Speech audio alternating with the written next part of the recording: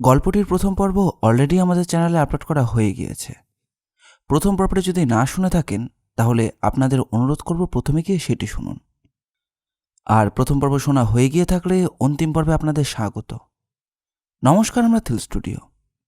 তাহলে আর বেশি দেরি না করে চলুন শুরু করা যাক। নীল 1.5 তলায় চলে আসে। ঘরের মুখে এক কাঁচের দরজা, ভেতরে হালকা কমলা রঙের আলো জ্বলছে। নীলের একটু খটকা লাগলো। বিনুর মুখে যতটা শুনেছে, মেয়েটা ছিল পাড়াগাঁয়ের স্বল্প শিক্ষিত একটি মেয়ে। শহরের আদব কায়দা কিছুই জানত না। শহরে এসেছে মাত্র 4 বছর, 18 থেকে 22। ম্যাডাম ওর জন্য আন্টি রেখেছিল লেখাপড়া ও আদব কায়দা শেখাবার জন্য। আদব কায়দা কতটা শিখেছে এইবার বোঝা যাবে। কাছের দরজার ওপাশ থেকে নীল টোকা দিল। ভেতর থেকে আওয়াজ এলো, ঠেলুন, দরজা খোলা আছে। ঘরে ঢুকেই প্রথমে পেল মিষ্টি রুম ফ্রেশনারের হালকা মেজাজি গন্ধ। প্রথম ঠক্কর সেখানে। এটা একটা শোকের বাড়ির নমুনা। বিলিতি পারফিউমে ঘর মমা করছে। ঘরে আর কেউই ছিল না। ম্যাডামের দোল খাওয়া চেয়ারে বসে ম্যাডামের স্টাইলেই দোল খেয়ে যাচ্ছিল। পরনে স্বচ্ছ নাইটি, পাশে মদের বোতল, সাজানো পেগ। নীল ঘরে ঢুকতেও বাসন্তী চেয়ার ছেড়ে উঠল না। রুক্ষস্বরে বলল, আপনি তো সেদিনও এসেছিলেন। ম্যাডাম সেন তখনও বেঁচে। এখন তিনি মরে গেছেন, আবার কি জন্য এসেছেন? এখানে আপনার দরকারই বা কি? তুমি আমাকে চেনো? না, চিনি না। একদিন এসেছিলেন এই ঘরে ম্যাডামের সঙ্গে কথা বলতে। চেনা বলতে এইটুকুই। কেন জানো? আমার জানার কি দরকার? কত লোকে কত দরকারেই ম্যাডামের কাছে আসে। আর সেসব খবর রাখার জন্য তো ম্যানেজার শশীকান্ত আছেন। ম্যাডামকে কেউ খুন করতে চেয়েছিল, কারণ ম্যাডামের জীবনে নাকি অঢেল পাপ আছে। কোনো একজন সেই পাপের বদলা নিতে চায় এবং সে বদলাটা নিয়েওছে। তোমার কি মনে হয় যারা ম্যাডামকে খুন করেছে তাদের ক্ষমা করে দেওয়া উচিত? কখনো নয়। বলে বাসন্তী ফুপিয়ে কেঁদে উঠল। কে জানে ভরং কান্না কিনা। কিছুক্ষণ পর কান্না থামিয়ে বলে, আপনি তো গোয়েন্দা বাবু, আপনি জানেন কে ম্যাডামকে খুন করেছে? না, এখনও সেটা জানি না, তবে একদিন সে ধরা পড়বেই। এবার তোমার কয়েকটা খোলাখুলি প্রশ্ন করি, আশা করি ঠিকঠাক জবাব দেবে। বেফাস কিছু জানতে চাইলে বলবোই না। না বললে কিন্তু তোমারই মুশকিল, কারণ শেষের দিকে তুমিই ছিলে একেবারে ম্যাডামের খাস লোক। তাতে কি হলো? তাই বলে কি আমাকে ম্যাডামের সব কথা জানতে হবে? নাকি ম্যাডাম অত বোকা যে আমার কাছে সব মনের কথা বলবে? তোমাকেই তো সব বলতো। আমার কাছে কিন্তু খবর আছে। কে বলেছে আপনাকে? এই ঘরের দেওয়াল, এই খাটটা, এই ক্যালেন্ডার পাতাগুলো, আর ওই যে দেখছো ম্যাডামের ছবিটা, ওরাই এসে চুপি চুপি আমায় বলে গেছে। ছেলে ভুলানো গল্প রান্নার মাসিকে গিয়ে বলবেন। বাসন্তী পাকে পড়া হাতি না, হ্যাঁ, যে পারবে সে লাফিয়ে যাবে। বাসন্তীর পায়ের তলার মাটিটা অনেক শক্ত করে নিয়েছে এই 4 বছরে। বুঝলাম, মগজ ধোলাইটা বেশ ভালোই হয়েছে। তা সত্যি কথা বলো তো, তোমার হাজবেন্ডের সঙ্গে তোমার এখন সম্পর্কটা কী রকম? আপনাকে কেন বলতে যাব? বলো, বললে তোমার পক্ষেই কিন্তু ভালো। তাই? তাহলে শুনুন। ভালো তো, খুব ভালো। না, ভালো নয়। যে মেয়েটি তার সদ্য বিয়ের পর স্বামীকে ছেড়ে একজন অসমবয়সী মহিলার সঙ্গে দিনের পর দিন এবং রাতের পর রাত তার বিছানায় আশ্রয় নেয়, কেমন করে তার স্বামীর সঙ্গে ভালো সম্পর্ক থাকবে বলো তো? আপনি কি বলতে চাইছেন? আজই আসবেন ম্যাডামের লয়ার, আসবেন লেক থানার অফিসার দেবেশবাবু। এই ফ্ল্যাটে আরও অনেকে এসেই হাজির হয়েছেন ম্যাডামের আত্মীয়তার সূত্র ধরে। ম্যাডামের কাকিমা এবং তার ছেলে মেয়েরা। ম্যাডামের এক দিদির ছেলে, দেখেছো নাকি তাকে? বছরখানেক আগে এসে ম্যাডামের সঙ্গে সে ঝগড়াঝাটিও করে গেছে। হ্যাঁ। কি চাইছিল বলো তো? আমি ঠিক বুঝিনি। ম্যাডাম আমাকে ঘর থেকে চলে যেতে বলেছিলেন। ঠিক আছে, একটু পরে নিচে এসো। কার কি প্রাপ্য তখনই সেগুলো জানতে পারবে। নিচে নেমে নীল দেখল ড্রয়িং স্পেসে অনেকগুলোই চেয়ার লাগানো আছে, একটা বড় ডাইনিং টেবিলকে ঘিরে। এক ভদ্রলোকের সঙ্গে সজনীকান্ত নিম্ন স্বরে কথাবার্তা বলছে। নীল নিচে নামতেই সজনীকান্ত বলল, আসুন মিস্টার ব্যানার্জি, ইনি হচ্ছে ম্যাডামের লয়ার যোগেন চৌধুরী। তারপর নীলের দিকে তাকিয়ে নীলের পরিচয় করাতেই যোগেনবাবু নিজের হাতটা বাড়িয়ে দিলেন। আপনার নাম আমি শুনেছি। আপনি একজন নামকরা গোয়েন্দা। স্বজনের মুখে শুনলাম ম্যাডামের কেসটা আপনি হ্যান্ডেল করছেন। করার আর সুযোগ কোথায় পেলাম? একদিন উনি আমার বাড়ি গিয়েছিলেন। একটা অটোগ্রাফের খাতায় একটা হুমকি লেখা পান। আমার সাহায্য চান। ওনাকে কিছু প্রশ্ন করি। ওনার উত্তরে অনেক গোলমাল ছিল। পরে আমি এসেছিলাম। বলেছিলাম উকিল আর ডাক্তারের কাছে যেমন কিছু লুকোতে নেই, তেমনি আমার কাছেও কিছু না লুকিয়ে সব সত্যিগুলোকে বলুন। তাহলে হয়তো বিপদটা কোন দিক থেকে আসতে পারে তার একটা আন্দাজ পাওয়া যেতে পারে। কিন্তু সবই নিয়তি, ভবিতব্য, কে আর খণ্ডাতে পারে? মিস্টার চৌধুরী, ম্যাডাম কতদিন আগে ওনার উইলটা করেন? ঠিক 6 মাস আগে। 6 মাস আগে? কিন্তু উনি হুমকি কাগজ বা ফোন তো পেয়েছিলেন মাত্র দিন 10-15 আগে। এত আগে ভাগে উইল করার মানে? ব্যাপারটা কি জানেন, যে কোনো মানুষ যে কোনো বয়সে তার শেষ ইচ্ছাপত্র করে যেতে পারেন, পরে আবার পাল্টাতেও পারেন। উনি হয়তো কিছু একটা ভেবেই। রাইট, আপনার কথাটা একেবারে পারফেক্ট। কিন্তু আমি ভাবছি একজন ব্যস্ত এবং নামী শিল্পীর এমন কি তাগিদ পড়ল যে হঠাৎ তার উইল করার বাসনা জাগলো? এটাই তো একটু ভাবাচ্ছে। এনিওয়ে, আপনি নিশ্চয়ই ওনার উইলের কপি এনেছেন। শুধু ফটোকপি কেন, সঙ্গে ম্যাডামের একটা চিঠি আছে, একেবারে মোড়ক বন্ধ। মোড়কের ওপরে ওনার সই, তার উপরে সেলুটেপ সাঁটা। আপনাদের সবার সামনেই সেটাকে খোলা হবে। আপনি জানেন না তার সাবজেক্ট ম্যাটারটা কি? না, আমিও জানি না। ম্যাডাম বলেছিলেন যে আফটার ডেমিজ যেন ওটা খোলা হয়। ওনার কিছু কনফেশন রয়েছে। অনেক কষ্টে ছেড়েছি। এক্সকিউজ মি, তা সজনী, এবারে তোমার সেই লোকজন আছে, তাদের ডাকো। আমায় তো তোমাদের কাজ শেষ করে বেরোতে হবে। সজনীকান্ত উঠে গেল। প্রথমে গেল কাকিমার ঘরে। ডাকতেই বেরিয়ে এলেন কাকিমা আর তার 2 মেয়ে। কাকিমার বয়স 55 পেরিয়েছে, মেয়ে দুটো 30-এর কাছে। বুড়ো কুঞ্চিত অবস্থায়, একজন শাড়ি আর অন্যজন জিন্স আর শর্ট 3/4 শার্ট। এক পেছনের ঘর থেকে বেরিয়ে এলো বিনু আর সুনন্দ। সুনন্দ এখানে কারোর সঙ্গেই পরিচিত নয়। তাকে চেনে মাত্র 2 জন, সজনীকান্ত আর বাসন্তী। 2 দিন এক ঘরে থাকার জন্য বিনুর সঙ্গে অল্প আলাপও রয়েছে। কাকিমা জিজ্ঞাসা করলেন, আর কারো কি আসার কথা আছে? আরও 3 জন। একজন হচ্ছেন সঙ্গীত পরিচালক গুলজার, ম্যাডামের বিশ্বস্ত বন্ধু। দ্বিতীয়জন হচ্ছেন ম্যাডামের পার্সোনাল পরিচারিকা বাসন্তী দাস, আর আমাদের রান্নার মাসি পিন্টুর মা। এরা কেন? ঝি চাকরেরাও কি উশির সম্পত্তির ভাগ পাবে? কি মিস্টার চৌধুরী, আপনি কি বলেন? আমি আইনের দাস। ঝি চাকরদের যদি উনি ওনার সর্বাজিত অর্থ দিয়ে যান, তাহলে আমাদের তো কারোর কিছু করার নেই। ঠিক আছে, তাহলে পড়ুন। এখনো 2-3 জন আসেনি। আসছে, পিন্টুর মা চা করছে, আর ওই তো বাসন্তী আসছে। টেরা চোখে তাকালেন কাকিমা, কারণ এই মেয়েটির সম্বন্ধে অনেক নোংরা কথাই তার কানে গেছে। কাকিমার 2 মেয়ে শ্রমণা আর শ্রীপর্ণা জ্বালা ধরানো আর ব্যাকা ঠোঁটে দেখে নিয়ে দুজন দুজনের দিকে চেয়ে পাকা হাসি হাসলেন। অবশ্য তাতে বাসন্তীর কিছু এসে গেল না। সেও সবার দিকে একটু করুণার দৃষ্টিতে তাকিয়ে একধারে একটা চেয়ারে বসে পড়ল। মিনিট 5-এর মধ্যেই বিনু এসে পড়ল। 2 জন ইনভাইটি গেস্ট ছিলেন, আবাসনের ডাক্তার অরিন্দম ভট্টাচার্য আর আবাসনেরই শিক্ষিতা কল্যাণী চট্টোপাধ্যায়। আরম্ভ করবার আগে পিন্টুর মা সবাইকে চা আর জলখাবার পরিবেশন করল। তারপর এক কোণে একটা চেয়ারে গিয়ে বসে পড়ে। সবার গুজগুজানি থামার পর পোর্টফোলিও ব্যাগ থেকে যোগেনবাবু 2টো খাম বার করে সবার সামনে তুলে ধরলেন। ম্যাডাম সেন আমায় বলে গিয়েছিলেন ওনার উইল পড়ার আগে যে খামের গায়ে লেখা আছে ওনার স্বীকারোক্তি, ওটাই যেন সর্বাগ্রে পড়া হয়। নিশ্চয়ই আপনাদের কোনো আপত্তি নেই। খামের গায়ে লাগানো সেলোটেপের প্যাচ কেটে একটা 3 ভাঁজ করা কাগজ বার করে আনলেন যোগেনবাবু। তারপর সবার দিকে তাকিয়ে বললেন, আমি নিজেও জানি না এই খামে কি লেখা রয়েছে। আমি পড়ছি, শুনো। আমি শ্রীমতী উষসী সেন, সবার কাছে ম্যাডাম সেন নামে পরিচিত। আমার বাবা স্বর্গীয় সুজিত সেন, মা কল্পনা সেন। মা কয়েক বছর হলো মারা যান। অনেকেই হয়তো জানেন না, আমি আমার বাবা মায়ের একমাত্র সন্তান নই। আমার দিদি ছিলেন, সহোদরা।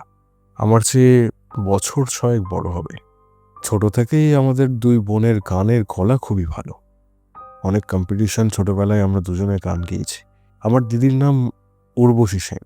সেই সময় আমার জীবনে দুটো ট্র্যাজেডি ঘটে। আমার কাকা শ্যামল সেন আমার বাবার ঔদার্য এবং কিছুটা শীতলতার সুযোগ নিয়ে বাবাকে পথের ভিখিরি করে দেন।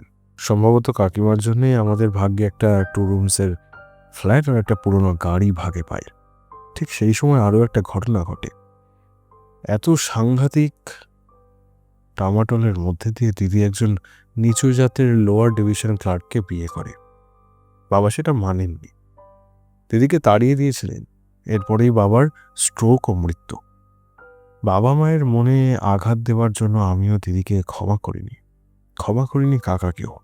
কাকার অন্যায়ের শাস্তি দিয়েছে ওর খাবারে বিষাক্ত অ্যাকোনাইট বিষ মিশিয়ে। আধা ঘন্টার মধ্যেই তার শরীর অবশ হয়ে যায়। শুরু হয়ে যায় দাস্ত আর বমি। আইডি বাঁচাতে পারিনি। ধীরে ধীরে উনি কোলাপস করেন। কেউ কোনো সন্দেহ করেনি সেই খুন কোনো আঘাতের চিহ্ন থাকেনি। ময়নাতদন্তের দরকার পড়েনি, কারণ উনি হাসপাতালেই মারা যান। এবার দিদি, না, আমি নিজের হাতে শাস্তি দিইনি। একজন নাপিতের ছেলে এবং লোয়ার গ্রেডের স্টাফকে বিয়ে করে দিদি নিজের ভুল বুঝতে পেরেছিল। বাবা মারা যাওয়ার পর আমার কাছে এসেছিল একটা অদ্ভুত প্রপোজাল নিয়ে। That was my first chance break. একটা ফিল্মে 6টা গানের পুরোটাই আমার প্লেব্যাকে গাওয়া হবে। অনেক উৎসাহ নিয়ে গানগুলো যখন প্র্যাকটিস করছি, সে সময় দিদি এসে আমার কাছে অকল্পনীয় একটা বায়না ধরল। ওই প্লেব্যাকের গানগুলো ও গাইবে। আমি একটু রেকমেন্ড করলেই প্রডিউসার রাজি হয়ে যাবে। কাজটা না পেলে ওদের মহা অঘটন ঘটে যাবে। এই অন্যায় আবদার আমি মেনে নিতে পারিনি। দিদির গানের কোয়ালিটি ছিল, দিদি গানগুলো গাইতে পারত, হয়তো আমার চেয়ে ভালোই গাইতো। সেই সুযোগ পারিনি আমি দিদির হাতে তুলে দিতে। পারা যায় না। দিদিকে বুঝিয়ে বলেছিলাম, দিদি কিছু শুনতেই চাইনি। 2 দিন পর খবর এসেছিল যে কটা টাকা শোধ না দিতে পারায় ওর স্বামীর জেল হয়ে গিয়েছে, আর দিদির একমাত্র ছেলেকে এক অনাত্মীয় বৃদ্ধা পিসির হাতে ছেড়ে রেখে আত্মহত্যা করেছে। শুনে কেউ কেউ বলবেন আমি পাপী। No, I don't think so. এর পরের ঘটনাটা আরও বীভৎস। একজন বড় মাপের মিউজিক ডিরেক্টর, লোকটি ছিলেন আমার বাবার বয়সী। প্লেব্যাকের জন্য মিউজিক ডিরেক্টর মৃণাল বসুর কাছে আমাকে তালিম নিতে হয়। হঠাৎ একদিন মৃণাল আঙ্কেল মন্দারমণিতে যাবার জন্য তাগিদ তুলল। জায়গাটা নতুন, উন্মুক্ত প্রাকৃতিক পরিবেশ, 2-3 দিনের জন্য আইডিয়াল প্লেস একেবারে। দ্বিধাহীন চিত্তে গিয়েছিলাম।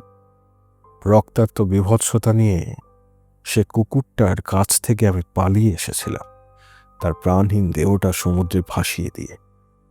পুলিশের পক্ষে আমাকে ধরার কোনো রাস্তাই ছিল না। হ্যাঁ, তাকে আমি সমুদ্রে চুবিয়ে মেরেছিলাম। না, এটাও পাপ নয়, এটা তার উপযুক্ত শাস্তি। হারগুলো মামুলি। পুরুষ জাতটার উপর একেবারে ঘেন্না ধরে গিয়েছিল মৃণাল বসুর জন্য। আর নন্দা নামে একটা ঝি আমার চেতনা, যৌন চেতনার রঙকে একেবারে পাল্টে দিয়েছিল। ছেলে নয়, মেয়েদের আমার ভালো লাগতো, কিন্তু মেয়েটার অতি চাওয়া পাওয়া, অপরিসীম আকাঙ্ক্ষা, শেষ পর্যন্ত আমাকে ব্ল্যাকমেল করতে চাওয়া। নন্দার পক্ষেও আমার সঙ্গে থাকা সম্ভব হলো না। ফেরার পথেই ও ট্রেন থেকে ঝাঁপ দিয়েছিল। আমি একটু সাহায্য করেছিলাম মাত্র। না, এটাও আমার পাপ নয়। ব্ল্যাকমেলিংটাও অন্যায়। আমি ব্ল্যাকমেলারটাকে পৃথিবীর বাইরে চলে যেতে বাধ্য করেছি। মেয়েদের প্রতি আমার আকর্ষণ বেড়ে গিয়েছিল। কিছুদিন বাইরের মেয়েদের এনেছিলাম, বাট দে আর অল ভোগাস। কেউ আমায় শান্তি দিতে পারেনি, একমাত্র Basanti. She is a gem to me. Sorry Basanti. কাগজটা বার করলেন যোগেন চৌধুরী। ঘরে সবাই নীরব। ঘরের এক প্রান্ত থেকে সুনন্দ উঠে দাঁড়িয়ে বলল, একটা নীচ মেয়ের প্যানপ্যানানি শুনে আমার কি লাভ হলো বুঝতে পারছি না। That Ushoshi was nothing but a sex pervert women. Lesbian and also murderer. আইনে ওর ফাঁসি হওয়া উচিত ছিল, অন্য একজন সেটা করে দিয়েছে। সমাজের একটা জঞ্জাল। যাক, প্রচুর 2 নম্বর টাকা আছে মহিলার, সেগুলো কোনো কমে লাগিয়েছে, একটু জানান। ধীরে ধীরে উইলটা খুললেন যোগেন চৌধুরী। এবার সবার দিকে তাকালো, তারপর পড়ল। ম্যাডাম সেন তার পুরো সম্পত্তি, মূল্য, স্থাবর অস্থাবর ধরে, অর্থাৎ নগদ টাকা, ব্যাংকের fixed deposit, national savings certificate, Kisan Vikas Patra, কিছু বড় কোম্পানির শেয়ার বাবদ সম্পত্তি, আনুমানিক মূল্যই 8 থেকে 10 কোটি টাকা। এছাড়াও ফিল্ম প্রডিউসারদের কাছ থেকে এখনো বিস্তর টাকা পাওনা, এসব তো আছেই। সবার মধ্যে একটা উসখুস ভাব। যারা যারা এখানে বসে আছে তাদের কোনো একজন পেলেই যেন তাদের জীবনধারাটাই পাল্টে যাবে। এর মধ্যে মিস্টার ইমান গুলজার বললেন, तो लुइयर साहब, इबार आपने बताए दिन कि इतनी सारी वेल्थ का भागीदार कौन कौन। যোগেন মৃদু হাসলেন, তারপর বললেন, আমি ম্যাডাম সেনের বয়ানেই বলেছি, আমি শ্রীমতী উষসী সেন, পিতা সুজিত সেন, জ্ঞানত। 3 জন সাক্ষীর সম্মুখে আমার শেষ ইচ্ছাপত্র লিখিয়া যাইতেছি। মাননীয়া লয়ার শ্রী যোগেন চৌধুরীর ওপর দায়িত্ব দিলাম। তিনি আমার ইচ্ছানুসারে সম্পত্তির ভাগ বাটোয়ারা সম্পন্ন করবেন। উইল পড়ার সময় আমার বন্ধু মিউজিক ডিরেক্টর ইমন গুলজারিকাকে উপস্থিত থাকবার আমি অনুরোধ করি। বর্তমান বাজার দর অনুসারে আমার ভবানীপুরস্থ একটি 3তলা বাড়ি এবং কসবা একটি ফ্ল্যাট বিক্রয় করিয়ার পর পুরা অর্থ দুটোই সংস্থাকে সমান ভাগে ভাগ করিয়া দিতে হইবে। সংস্থা দুটির মধ্যে একটি হলো mother Teresa orphanage house, Ramakrishna মিশনের প্রতিষ্ঠানের প্রকৃত দুঃস্থ ছাত্রদের শিক্ষার জন্য এই টাকা ব্যয়িত করলাম আমি। ইহা ছাড়াও আমার নগদ টাকার পরিমাণ প্রায় 1 কোটি টাকারও বেশি। বিভিন্ন সঙ্গীতায়নের সঙ্গীত শিক্ষার প্রসারণের জন্য মিস্টার যোগেন চৌধুরী, সজনীকান্ত এবং মিস্টার ইমন গুলজারকে নিয়ে একটি ট্রাস্ট গঠিত হইবে। ভাগ বাটোয়ারা তারাই করবে। বিভিন্ন ব্যাংকে ফিক্সড ডিপোজিট মানি, পোস্ট অফিসে ডিপোজিট মানি, ইন্স্যুরেন্স কোম্পানি থেকে প্রাপ্ত অর্থ, কিষাণ বিকাশপত্র, ন্যাশনাল সেভিংস সার্টিফিকেট বাবদ যা টাকা উঠবে তাহা হইতে 50,000 টাকা দেওয়া হইবে শ্রীমতী বাসন্তী দাসকে। 25,000 টাকা পাইবে বিনয় দাস। কাকিমা এবং তাহার 2 মেয়ে পাইবে 20,000 করিয়া, মোট একেবারে 60,000। আমার হতভাগিনী উর্বশীর ছেলে একবার আমাকে ধমক দিয়া 50,000 টাকার চাপ দিয়েছিল। ভালো মুখে চাইলে টাকাটা হয়তো তাকে দিতাম, কিন্তু উষসী সেন কাহারও চোখ রাঙানি পর্যন্ত পছন্দ করে না। তাই একেবারে বঞ্চিত না করিয়া তাকে 10,000 টাকা দিলাম। রান্নার মাসে পিন্টুর মাকে এককালীন 15,000 টাকা। এসব ব্যতি রেখে মোটামুটি আরও কয়েক লক্ষ টাকা থাকবে। সজনীকান্ত আমার দীর্ঘদিনের বিশ্বস্ত। যে টাকা বাঁচিয়া সেই সজনীকান্তর সম্পত্তি বলিয়া পরিগণিত হইবে। উইল পড়া শেষ করার পর প্রণবেশ বললেন, 3 জন স্বাক্ষর করেছেন। প্রথম জন আমি, দ্বিতীয় জন সজনীকান্ত, আর তৃতীয় জন এই আবাসনের বিখ্যাত চিকিৎসক অরিন্দম ভট্টাচার্য। পরিশেষে আরও একটি কথা লেখা রয়েছে, যদি আমার অস্বাভাবিক মৃত্যু হয়, শ্রী নীলাঞ্জন বন্দ্যোপাধ্যায়ের ওপর যে দায়িত্বভার আমি অর্পণ করিয়াছিলাম তাহাকে পুনর্বার অনুরোধ করিয়া যাইতেছি, তিনি যেন প্রকৃত অপরাধীকে চিহ্নিত করিয়া আইনের হস্তে সমর্পণ করেন। নীলাঞ্জন ব্যানার্জির পারিশ্রমিকের চেক সজনীকান্তর কাছে জমা রইল। মিস্টার ব্যানার্জি তাহার পারিশ্রমিক মূল্য বসায়া লইবেন। উইল পড়া শেষ হতেই শুরু হয়ে গেল গুঞ্জন।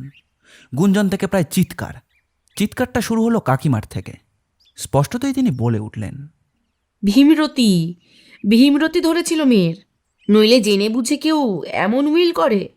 প্রথমত তুই একটা খুনি, নিজে হাতে নিজের কাকাকে বিষ দিয়ে মেরেছিলি। বেশ, তোর রাগ ছিল, মেরেছিলি, তার প্রায়শ্চিত্ত কর। আমাদের আজ অবস্থা পড়ে গেছে, আর তোর কিনা এত সম্পত্তি, দানসত্র খুলে দিলি। ছ্যা ছ্যা ছ্যা, আমাদের 3 জনের ভাগে 60,000 আর একটা নোংরা মেয়ের জন্য 50,000। কাকিমার 2 মেয়েও কমতি চায় না।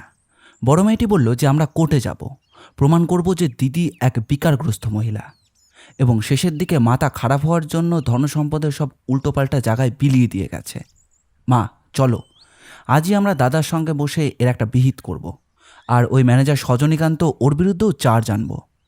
কত আবদার, যা পড়ে থাকবে সব নাকি ওনার, পাওয়াচ্ছি। চলো মা। হুঙ্কার দিতে দিতে তিনজন বেরিয়ে গেলেন। মুখ টিপে হাসছিলেন যোগেন চৌধুরী। নীলের দিকে তাকিয়ে বললেন, আর কারো বিষাদগারের সম্ভাবনা রয়েছে নাকি? নীল কোনো উত্তর না দিয়ে বাকিদের প্রতিক্রিয়া লক্ষ্য করছিল। প্রথমেই ওর চোখ গেল বাসন্তীর দিকে। ওর চোখ দিয়ে যেন আগুন ছুটছিল, পারলে যাকে পারে তাকেই যেন ভস্ম করে দেয়। প্রায় ঠরঠরিয়ে সিঁড়ি বেয়ে ওপরে উঠে গেল। বেশ বোঝা যায় হতাশায় আর আক্ষেপে সে প্রায় ক্ষিপ্ত প্রায়। ওদিকে রান্নার মাসির তেমন কোনো হেলদোল নেই, তার কোনো আশাও ছিল না। আশাও তো হবারও কিছু নেই। সজনীকান্ত একবার জিজ্ঞাসা করল, তুমি কিছু বললে না মাসি? কেন বাপু, আমি কিছু বলতে যাব? তেনার ধন তিনি যাকে যেমন বুঝেছেন দিয়েছেন, তবে ভালো ভালো জায়গায় দান করে গেছেন। তেনার আত্মা শান্তি পাবেন। তুমিও তো 15,000 টাকা পাচ্ছ। তা পাচ্ছি, তবে এখানে চাকরিটা থাকলে আরও ভালো হতো। তা ম্যানেজার, আমি কি আজ থেকেই চলে যাব? প্রত্যেকেরই এ মাসের শেষ পর্যন্ত চাকরি থাকবে, এর মধ্যে কাজ খুঁজে নিও। রান্নার মাসি চলে যাওয়ার পর নীলের চোখ পড়ল বিনুর দিকে। দিব্যি পাশের ছেলেটার সঙ্গে কথা বলে যাচ্ছে। সুনন্দ, ম্যাডামের দিদির ছেলে। নীল অনেকক্ষণ ধরে ছেলেটাকে লক্ষ্য করছিল। বিনুর পাশে থুতনিতে হাত মুট করে ঠেকিয়ে নীরবে নাটকীয় উইল পড়া শেষ এবং পড়া শেষে লোভীয় অর্থ ভাগ ভাটোয়ারা সে বেশ রসেই উপভোগ করছিল। বয়স 27-28-এর মতো, একহারা লম্বা চেহারা, মাথার ঝাঁকড়া চুল ঘাড় পর্যন্ত ঝোলানো, মুখে হালকা দাড়ি। গায়ের রংটা ফর্সা হয় নীলের মনে হলো ছেলেটার সিরিয়ালের সঙ্গে যুক্ত হতে পারে, নয়তো সাম্প্রদায়িক দলের ব্যান্ডের কালের কেউ হওয়াটাও বিচিত্র নয়। ছেলেটার পরিচয় আগেই পাওয়া গিয়েছিল। নীল তার দিকে সরাসরি এগিয়ে গেল।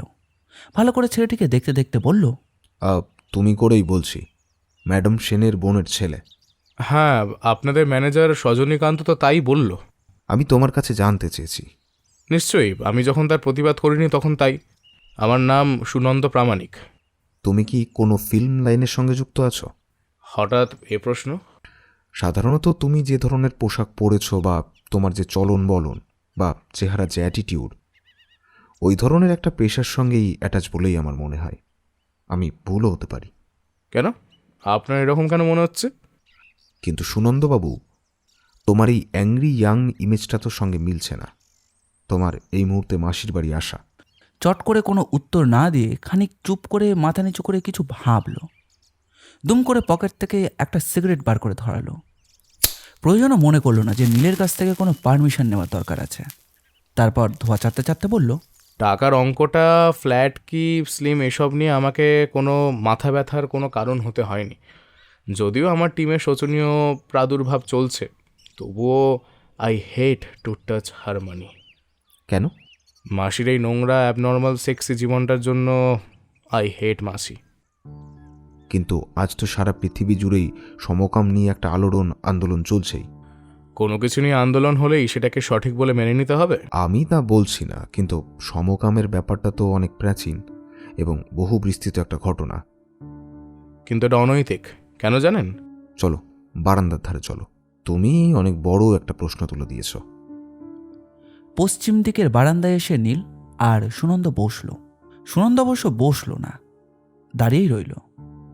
সমকাম বিষয়টার সঙ্গে যৌন কামনার সম্পর্ক আছে, এটা মানেন তো? নিশ্চয়ই মানি। যোনি শব্দের অর্থ হচ্ছে সৃষ্টির উৎস। যৌন কামনার মূলে আছে নতুন জীবন সৃষ্টির তাগিদ। বলতে পারেন সমকামিতার মধ্যে সৃষ্টির কোনো সম্ভাবনা আছে কিনা? অনেকে বায়না তুলেছে সমকামীদের বিয়ে দেওয়ার অধিকার দেওয়া উচিত। আপনি বলুন না, এইসব পারভার্টেড ছেলেমেয়েরা পরস্পরের সেক্স ছেড়ে বিরূপ সেক্সের মানুষের সঙ্গে যদি ঘরকন্যা করে, কি তার পরিণাম হবে? জগতের কি উপকার হবে এতে? একমাত্র হিজড়েরা ছাড়া যাদের এখনো পর্যন্ত আমরা সামাজিক স্বীকৃতি দিতে পারিনি, তাদের করুণ জীবনের সমকামিতা ছাড়া আর কোনো উপায় নেই। যে আই হেট লেসবিয়ান অর গে। অন্তত যে কোনো সুস্থ চেতনার সমাজ হিতৈষীবাদের উচিত এই ঘৃণ্য প্রথাকে ব্যান্ড করে দেওয়া। চিন্তা করতে পারছেন মাসির আগ্রাসী খিদের মুখে অন্তত 2 জন মহিলার একজন খুন হয়েছেন, অন্যজন চাকরি ছেড়ে চলে গেছেন। বাট আর একজন, বিনুদার বউ, মাসির মোহজালে আর টাকার আকাঙ্ক্ষায় আজ সে তার স্বামীকে ছেড়ে দিয়েছে। ভেবেছিল এমনি করেই দিন যাবে। এবার কি করবে? পারবে বিনুদার সঙ্গে মানিয়ে নিতে? তাকে তো বিকৃত যৌনতার নিষিদ্ধ ফলটি খাওয়ানো হয়ে গেছে। মিস্টার ব্যানার্জি, আপনি আমার চেয়ে বয়সে বড়, বুদ্ধিমান, পড়াশোনাও অনেক জানেন। আমাকে একটা কথার উত্তর দিন তো। আশার আর প্রাপ্তির মগডালে তুলে দিয়ে গাছের গোড়াটা যদি কেটে ফেলা হয়, বাসন্তীর মতো মূর্খ মেয়েরা যাবে কোথায়? হয়তো বিনোদা ওকে ঘরে তুলবে, এখান থেকে দেশে ফিরে গিয়ে নতুন করে ঘর বাঁধবে। আর সেই ঘর যদি তাসের ঘর হয়ে যায়, বাসন্তীর স্বপ্ন তো খান খান হয়ে যাবে একেবারে। পারবে কুড়ে ঘরকে বাদশাহী মহল ভেবে নিয়ে থাকতে? কথাগুলির এতই শক্তি যে নীলের পক্ষে সেগুলো আর অস্বীকার করবার উপায় ছিল না। একটা সিগারেট ধরিয়ে নীল হাওয়ায় ধোঁয়ায় ওড়াচ্ছিল। সুনন্দ বলল, আমি যাই মিস্টার ব্যানার্জি, ওবেলা মানে ওই বিকেল 3টা থেকে আমাদের রিহার্সাল আছে। একটু দাঁড়াও সুনন্দ, তুমি খুব বুদ্ধিমান ছেলে, আর এইসব বুদ্ধিমানদের নিয়েই আমার ভীষণ ভয়। অনেক ভাবনা চিন্তা করে তোমরা একটা কাজ করো। হটকারিতা বলবো না, বরং প্রিমেডিটেটেড। আপনি কি বলতে চাইছেন মিস্টার ব্যানার্জি? তুমি জানো, তুমি বুঝতে পেরেছ, কারণ তুমি বুদ্ধিমান ছেলে। সমকামী নিয়ে যেমন ব্যাখ্যা করলে, মোটিভ হিসেবে সেগুলো কিন্তু তেমন জোরালো নয়। তুমি একটা অন্যায় খুনের বদলা নিলে। মিস্টার ব্যানার্জি, আমায় বলতে দাও। তোমার মা ভালোবেসে বিয়ে করেছিলেন অজ্ঞাত পরিচয়ের এবং তথাকথিত নিচু জাতের একজন মানুষকে। ভদ্রলোক নিজেকে দাঁড় করাতে পারেননি। হঠাৎই তিনি বড় প্রলোভনে পড়ে তহবিল তছরূপ করে ধরা পড়েছিলেন। বাধ্য হয়েই তোমার মা ছুটে এসেছিলেন ছোট বোনের কাছে, যদিও প্রস্তাবটা মেনে নেওয়া সম্ভব ছিল না তোমার মাসির পক্ষে। সেটা অন্যভাবে বলা যেত, অথবা অন্য কোনোভাবে ম্যাডাম সেন তোমাদেরকে সাহায্য করতে পারতেন, করেননি। ফলে তুমি হারিয়েছ তোমার মা বাবা দুজনকেই। মিস্টার ব্যানার্জি, আপনি আমায় খুনি সাব্যস্ত করতে পারবেন না। You have no evidence. আছে সুনন্দ, আছে। এখনই তোমার বাড়ি সার্চ করলে চামড়ার গুলতিটা খুঁজে পাওয়া যাবে। খুঁজে পাওয়া যাবে যে অভিনব পদ্ধতিতে মারণাস্ত্রটা তৈরি করেছিলে, তার কয়েকটা নমুনা। আর ফরেন্সিক স্পটে পাওয়া দুটো বলই তার প্রমাণ করবে যে ওটাই তোমার হাতের ছাপ আছে। Look my boy, here is another one fingerprint. 1 মাস আগে তুমি এই বাড়িতে এসেছিলে। ক্লোজ ডোর মিটিংয়ে তোমার সঙ্গে তোমার মাসির যা যা কথা হয়েছিল, সেগুলো শুনলেই ম্যাডামের হত্যাকারী কে তা সহজেই বোঝা যায়। তার খুনিকে ধরার জন্য ম্যাডাম সেন আমাকে এই চেকটা দিয়েছিলেন, আমার খুশি মতো অ্যামাউন্টটা বসিয়ে নেবার জন্যে। ভালোই তো, ইন্সপেক্টরকে ডাকুন আর চেকটা ভরে নিন। নীল একটু বিমর্ষ ভঙ্গিতে হাসল। তারপর চেকটা কুটি কুটি করে ছিঁড়ে ফেলে পশ্চিমের বারান্দা দিয়ে ভাসিয়ে দিল বাতাসে। তারপর ধীরে ধীরে বেরিয়ে এলো ম্যাডাম সেনের 10 তলার ফ্ল্যাট থেকে। ঠিক 2 দিন পরে নীলের বাড়িতে একটা ফোন এলো। ফোন করেছে সজনীকান্ত। স্যার, খুব খারাপ খবর। বাসন্তী ম্যাডামের বিছানায় টুলের ওপর দাঁড়িয়ে গলার ওড়নার প্যাচ লাগিয়ে। আর কিছু না শুনে নীল মোবাইলের সুইচটা অফ করে দিল। আমাদের আজকের গল্পটি ভালো লাগলে অবশ্যই লাইক করবেন, আর কীরকম লাগলো সেটি কমেন্ট করে জানাবেন। আমরা আপনাদের মধ্যে থেকে একটি কমেন্ট পিন করে দেব। এই রকম গোয়েন্দা গল্প আর অ্যাডভেঞ্চার গল্প আমরা প্রায় নিয়ে আসি। আমাদের চ্যানেলটি ঘুরেও আসতে পারেন। আমাদের চ্যানেলটিকে সাবস্ক্রাইব করে আমাদের পাশে থাকবেন। আপনাদের ভালোবাসা একান্ত কাম্য। ধন্যবাদ।